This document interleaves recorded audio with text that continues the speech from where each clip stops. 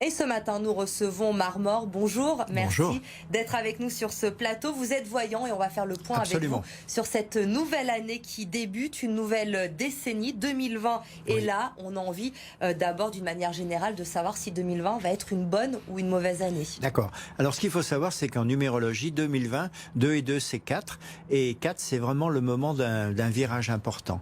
Cette année 2020, il y a énormément de gens qui, à l'aube de la décennie, ont pris des bonnes résolutions de faire du sport, d'acheter une trottinette, de maigrir, d'être beaucoup plus proche de leur épouse et vice-versa. Et puis, surtout, de faire des cadeaux à leurs enfants. Malheureusement, ces dispositions ne durent jamais très longtemps. Pour moi, l'année 2020, elle sera linéaire. Je vois pas de catastrophe, je vois pas de gros changements.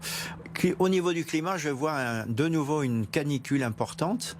Et pour les Lyonnais, au niveau des élections municipales qui cette année seront plutôt politiques, eh bien, je pense que Gérard Collomb repasse les doigts dans le nez, il n'y a pas de souci. Par contre... Gérard Collomb sera le président de la métropole, selon vous, au mois de mars. Il n'y a aucun suspense Voilà, là-dessus. à force de tendre la main à Kimmerfield, il a pris des crampes. Et en ce qui concerne la mairie de Lyon, justement, parce qu'il va prendre la métropole, ça va être un grand changement à la mairie de Lyon. Oui. Gérard Collomb n'est plus candidat. Non. Est-ce que la République En Marche, Yann Cucherat, qui est son poulain pour la mairie de Lyon, va passer? On parle beaucoup des écologistes dans les sondages qui sont très bien placés. Est-ce que la ville de Lyon pourrait devenir verte au mois de mars? Non. Je reste persuadé que les Lyonnais sont des gens fidèles et traditionnalistes, et le candidat effectivement parrainé par Gérard Collomb sera le nouveau maire de Lyon. Il n'y a pas de souci pour moi, vraiment. Par contre, je vois beaucoup de municipalités changer. Par exemple, Givors ne sera plus le fief du communisme, et également Bron basculera sur la droite. Et du côté de Givors, donc ce fief communiste depuis de longues années, vous dites qu'il ne le sera plus. Non. Est-ce qu'on peut penser au Rassemblement national qui ferait une percée à Givors? On peut penser en tout cas qu'ils sont très très bien placés. Tout ça, c'est pour payer les erreurs de l'ancien maire Passy qui a beaucoup œuvré pour que les communistes ne soient plus à la tête de cette ville, tout à fait. Du côté de Villeurbanne également, il y a pas mal d'incertitudes du changement, puisque Jean-Paul Brett était maire depuis près de 18 ans à Villeurbanne.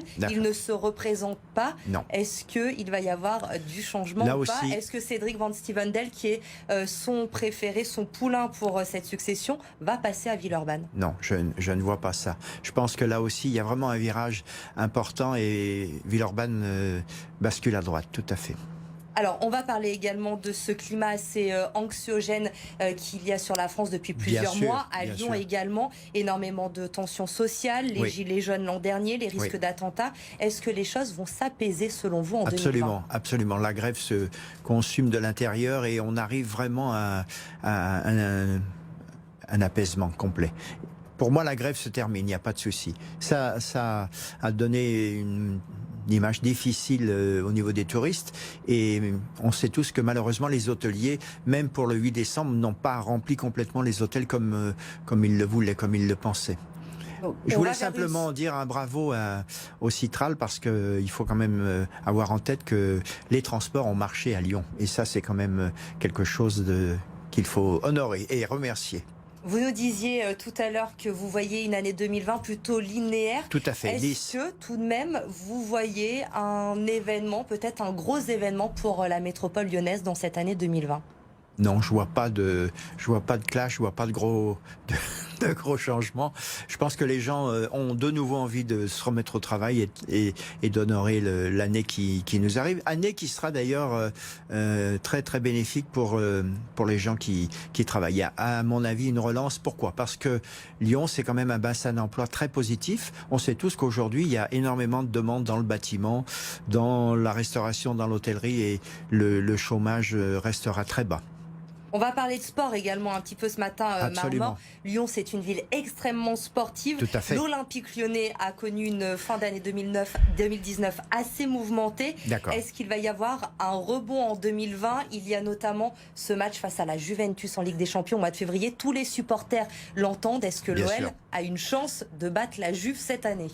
Non, pour moi, malheureusement, je reste persuadé que la Juventus a un niveau un petit peu supérieur. Par contre, une bonne nouvelle, c'est que Karim Benzema il y a un appel du pied pour qu'il revienne à Lyon. Il a donc démarré sa carrière à Lyon et je le vois revenir en 2021 à Lyon. Pourtant, il devrait prolonger au Real Madrid selon les dernières rumeurs. Donc, ce sera peut-être pas pour 2021 ce retour de Karim Benzema. Le Loup également en rugby. Absolument. On le sait, ils visent le bouclier de Brennus. Ils veulent ce premier titre de champion de France. Ça se passe plutôt bien pour le moment en championnat. Absolument. Est-ce que c'est l'année du Loup? Alors pour moi, oui. Le Loup, c'est vraiment la renaissance et c'est vraiment l'année où ils vont s'emparer de ce trophée magnifique. Et l'Asvel, pour terminer, comme ça il n'y a pas de jaloux ce matin, il y a eu ce titre de champion de France l'an dernier pour les hommes de Tony Parker. L'Asvel va confirmer également en 2020? Absolument. Tony Parker, c'est vraiment un élément dynamique et je suis persuadé que l'Asvel nous réserve de très belles surprises pour 2020. Tout à fait. Merci beaucoup Marmor pour toutes ces précisions concernant cette année 2020 qui devrait donc se passer plutôt bien du côté de Lyon. Merci d'être venu ce matin sur le plateau de Bonjour Lyon.